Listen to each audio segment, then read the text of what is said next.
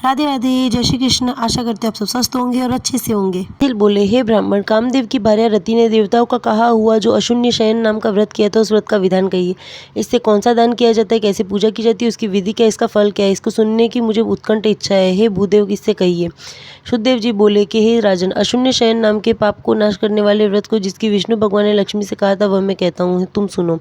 इसको करने से देवताओं के स्वामी जिभुताब लक्ष्मीपति संपूर्ण पापों को नाश करने वाले जगत के नाथ विष्णु प्रसन्न होते हैं। हे राजन, इस पाप को नष्ट करने वाले व्रत को न करके जो गृहस्थाश्रम में रहते हैं, उनका यह आश्रम निष्फल होता है। हे महीपति, श्रावण मास में शुक्ल पक्ष की द्वितीया को यह पूर्व अशून्य शयन नाम का व्रत करा जाता है, इसे ग्रहण किया जाता है। हे राजेंद्र, 4 मास पर्यंत मनुष्य अवश्य भोजन करे, 4 महीने बाद पारण करे, उसका कल्याण होगा। जगतपति भगवान विष्णु का लक्ष्मी सहित पूजन करे, पारण का दिन प्राप्त होने पर 4 प्रकार के पदार्थ भोजन करे, कुटुंबी ब्राह्मण को दे, सोने चांदी की सुंदर मूर्ति बनवाकर इसके दिव्य पीताम्बर धारण करावे, दिव्य वनमाला से शोभित करके सफ़ेद पुष्पों तथा सुगंधित द्रव्यों से पुरुषोत्तम भगवान का पूजन करे, शय्या दान करे, वस्त्रदान से ब्राह्मणों को भोजन करके, पति पत्नी को भोजन करा करके तथा दक्षिणा दे करके भलीभांति पूजन करे। इस प्रकार से 4 महीने जनार्दन की पूजा करे। आह्वान अगन इत्यादि महीनों में पहले की तरह हरि का पूजन करें, रुक्मणी के सहित लाल चरण के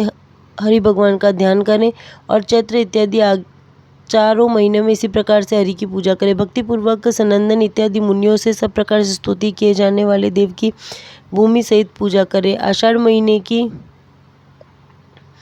द्वितीया को समाप्त करें। इस दिन पारण करने से पहले 8 अक्षर के मंत्र से आहुति दे। हे राजन, अगेन इत्यादि महीनों के पारण में विष्णु भगवान को गायत्री मंत्र से आहुति दे। चैत्र इत्यादि मंत्रों में पौरुपेय मंत्र से शुभ अग्नि में आहुति दे। पंचामृत खीर तथा घी का पका मालपुआ भोग लगावे। इसी क्रम से हर महीने भोग लगावे। पहले लक्ष्मी नारायण की तांबे की प्रतिमा दे, मध्य में परमात्मा कृष्ण की सोने की तथा अंत में भगवान वाराह की चांदी की प्रतिमा दे। बाद में केशव इत्यादि के नामों से ब्राह्मणों को भोजन करावे। अपने वित्त के अनुसार 2 वस्त्र तथा अलंकारों से पूजन करके घी के पके मालपुआ दे और 12 ब्राह्मणों को उपायन दे। तब आचार्य को पहले की बनवाई प्रतिमा दे। पहले सब अलंकारों से विभूषित शैया का संकल्प करे, उस पर विधि पूर्वक लक्ष्मी नारायण का पूजन करके कांसे के पात्र के सहित दान दे। एक तथा अनेक अपूर्व वस्त्र और आभूषण के सहित तथा दक्षिणा सहित विशिष्ट वैष्णव कुटुंबी को दे। विधिवत पूजा करके ब्राह्मणों को भोजन करावे। हे जनार्दन, जिस प्रकार लक्ष्मी के शयन से मैं तेरी शैया, उसी प्रकार हे केशव, इस दान से मेरी भी शैया अशून्य होवे। इस प्रकार भगवान की प्रार्थना करके स्वयं भोजन करें। पुरुष सुवासिनी अथवा विधवा इसी प्रकार से अशून्य शयन नाम के व्रत को करे। हे राजेंद्र, इस प्रकार से मैंने तुमको विस्तार पूर्वक कहा। जगन्नाथ विष्णु भगवान के भली भांति प्रसन्न होने पर अनेक कल्याण होते हैं। इस व्रत के संतुष्ट होने पर देवताओं के भी दुर्लभ मनोरथ पूर्ण होते हैं। अतएव सबको प्रयत्न पूर्वक यह व्रत करना चाहिए। विष्णु के परम पद को जानने की इच्छा करने वाले को तो अवश्य ही यह व्रत करना चाहिए। मैंने सब कह दिया है, तुम क्या अधिक जानना चाहते हो? उस राजर्षि के ऐसा कहे जाने पर उस मुनि से फिर पूछा, वैशाख महीने में छाता दान करने के माध्यम को विस्तार पूर्वक कहिए। वैशाख महीने के शुभ कर्म को सुनकर के मेरी तृप्ति नहीं हुई। उनको ऐसा यश देने वाले, पुण्य बढ़ाने वाले वचन को सुनकर यशस्वी शुद्धदेव जी महाराज बोले। शुद्धदेव जी बोले, घाम से तपे हुए महात्माओं के वैशाख महीने में जो छाता दान करते हैं, उनका पुण्य बहुत बड़ा है। यहाँ पर मैं प्राचीन इतिहास का वर्णन करता हूँ। इस वैशाख मास के धर्म का लक्ष्य करके पहले कृत युग में बना था। प्राचीन काल में वंग देश में हेमकांत नामक एक राजा था। वह राजा कुशकेतु का पुत्र था। वह बड़ा धीमांत शस्त्रधारियों में श्रेष्ठ था। एक बार आखिर करते हुए घने जंगल में पहुंच गया। वहाँ पर नाना प्रकार के अनेक मृग और सूअरों को मार करके थक गया। दोपहर के समय मुनियों के आश्रम में गया। उस समय शतर्षि नाम के ऋषि लोग व्रत करते हुए समाधि लगाते थे। वे शरीर के बाहर के कार्य को कुछ नहीं जानते थे। उन ब्राह्मणों को निश्चल देख करके क्रोध करके राजा ने मार डालने का विचार किया। तब उस राजा को उसके 10,000 शिष्य रोकने लगे। अरे दुर्बुद्धि, हम लोगों की बात सुनो। गुरु लोग समाधि लगाए हुए बाहरी कृत्य को नहीं जानते, इसलिए क्रोध करना योग्य नहीं है। तब क्रोध से घबराकर उसने यह वचन शिष्यों से कहा कि हे ब्राह्मण लोग, मार्ग में थके हुए मेरा आतिथ्य सत्कार तुम लोग ही करोगे। राजा के ऐसा कहने पर शिष्य लोग ने उनसे कहा कि हम लोग भिक्षा मांग करके खाने वाले, गुरुओं ने आज्ञा नहीं दी, क्या करें? हम लोग गुरुओं के अधीन है, स्वयं आतिथ्य सत्कार करने के योग्य नहीं है। शिष्य लोगों ने जब राजा से ऐसा कहा तो उनको मारने के लिए धनुष उठाया। मैंने बहुधा पशु, घोर भय, चोर भय इत्यादि से इनकी रक्षा की और वे मुझसे ही प्रतिग्रह पाकर के मेरे ही भरोसे जीते। ये कृतज्ञ बड़े अभिमानी मुझको नहीं पहचानते। ही ना तथा को मार डालने में मुझे कुछ दोष नहीं होगा। ऐसा बकते हुए उसने धनुष से बाण छोड़े। उनके भागने पर उन्हें शीघ्र ही 300 शिष्यों को मार डाला। जल्दी से आश्रम छोड़कर के वे सब भय से भाग गए। शिष्यों के भाग जाने पर हठपूर्वक आश्रम में रखी हुई सामग्री को राजा से आज्ञा पाकर के उन पाप बुद्धि के सेवकों ने शीघ्र ही अपना पेट भर भोजन किया। तब 3 दिन बीतने पर सेना से घिरा हुआ राजा अपनी नगरी में गया। तब कुशकेतु के पुत्र के बुरे व्यवहार को सुनकर के अपने पुत्र की निंदा करते हुए उसे नगर से बाहर निकाल दिया। हे राजन, क्षमा न करने वाला राज्य के योग्य नहीं होता, इसलिए वह पिता से निकाल दिया गया। तब राजा हेमकांत बहुत घबरा कर जंगल में गया। वह हत्या उसे पीड़ा देने लगी। गहरे जंगल में उसे बहुत काल तक निवास किया। व्याघ्र का धर्म ग्रहण करके आहार करने लगा। हत्या के कारण दौड़ता और घूमता वो कहीं पर भी स्थायी न हुआ। उस दुरात्मा ने 80 वर्ष बीत गए थे। तीर्थ यात्रा करते हुए तीर्थ नाम के महामुनि वैशाख महीने में उसी जंगल के मध्य में उस समय गुजरे। चलते हुए धूप से व्यग्र होकर के, प्यास से पीड़ित होकर के वहीं पर एक वृक्षहीन पेड़ के नीचे स्थान पर मूर्छित होकर के गिर पड़े। देवयोग से हेमकांत उस त्रस्त महामुनि को देखा। धर्मराजा ने व्यास से व्याकुल मूर्छित थके हुए मुनि पर कृपा करी। पास के पत्ते से हवा करके उसे घाम की रुकावट की।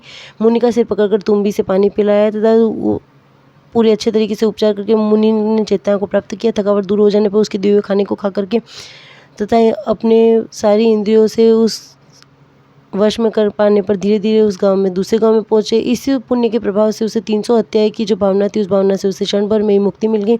हेमकांत को बड़ा आश्चर्य हुआ। ये भावनाएं मुझे, भी हत्याएं मुझे बहुत ही पीड़ा देती थी, किंतु किस कारण से अभी किसने इसे हटाया, किस प्रकार से हटाया, तब वे कहाँ गए। इस प्रकार वे विचार करते हुए विमुक्त होने पर विचार करने लगा।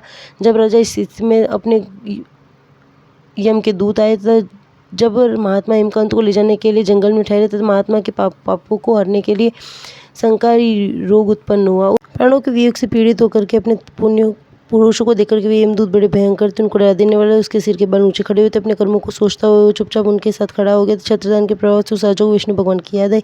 उन्हें स्मरण किए जाने पर विष्णु भगवान ने अपने मित्र विश्वक्सेन से कहा कि तुम शीघ्र जाकर के यमदूतों को वहां से हटाओ। वैशाख मास के धर्म के प्रभाव से यह हेमकांत को बचाओ। पापीन मेरे भक्त को उसके पिता को सौंपो। नगर में जाकर के मेरे कहे हुए वाक्य से कुशकेतु को समझाओ कि सब धर्मों से हीन, आश्चर्य, ब्रह्मचर्य आदि से यह रहित है, किंतु वैशाख महीने के वर्षों से निरस्त होने से यह मेरा प्रिय है, इसमें कोई संदेह नहीं है। अनेक पाप करने पर भी तेरा पुत्र मुनि की रक्षा में लीन हुआ है। वैशाख महीने में छाती का दान करने से यह पाप रहित हुआ है, इसमें कोई संदेह नहीं है। उसी पुण्य के प्रभाव से वह शांत, जितेंद्रिय तथा दीर्घायु हुआ है। शूरता, उदारता, अन्य गुणों से युक्त होकर के अब वह तुम्हारे समान हुआ है। अतएव इस महाबली को राज्य का भार सौंप दो। विष्णु भगवान ने ऐसी आज्ञा दी है। ऐसा उस उत्तम राजा को पिता के वंश में हेमकांत को रख करके मेरे पास फिर लौटाओ। भगवान ने ऐसी बात कह करके विश्वक्सेन को आज्ञा दी। विश्वक्सेन ने आज्ञा पा करके यमदूतों को वहां से हटाया तथा हेमकांत को लेकर के वे उसके राजा को शीघ्र ही सौंप दिया तथा भगवान के स्पर्श करने से उसके सारे रोग हट गए। विश्वक्सेन उसे लेकर के उसके नगर में पहुंचे। वहां पर उन्होंने कुशकेतु को समझाया कि यह विष्णु भक्त है तथा इसे ही तुम राज्यभार सौंप दो। उन्होंने उसकी आज्ञा पा करके उनकी सेवा अर्चना करने के पश्चात में कुशकेतु ने अपने पुत्र को सारा राज्यभार सौंप करके वे अपनी भार्या के सहित वन को गमन किया तथा अपने पुत्र को भली भांति राज्य चलाने के लिए आशीर्वाद दे करके वे वहां से निकल कर गए। वह यशस्वी भगवान विष्णु भगवान के पास गया तथा राजा हेमकांत वैशाख महीने की करे हुए कल्याण करने वाली विष्णु भगवान को प्रसन्न करने वाले धर्मों को प्रतिवर्ष करता था। वह ब्राह्मणों को भक्ति करने वाला, धर्म मार्ग में चलने वाला, शांत, जितेंद्रिय, सब प्राणियों पर दयालु, सब यज्ञों में दीक्षा पाया हुआ, सब संपत्तियों से परिपूर्ण, पुत्र संपन्न होकर के संपूर्ण लोगों को भोग करके विष्णु लोक को प्राप्त हुआ है।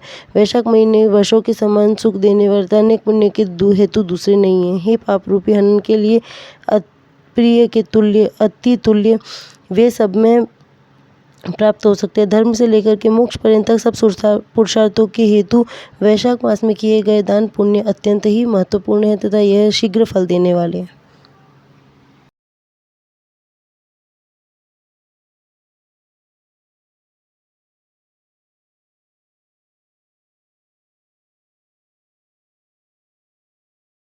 वीडियो अच्छी लगी हो तो चैनल को लाइक, शेयर एंड सब्सक्राइब करना ना भूले और कमेंट करके बताएं आपको और कौन से वीडियो देखने हैं। मेरे साथ कहिए राधे राधे।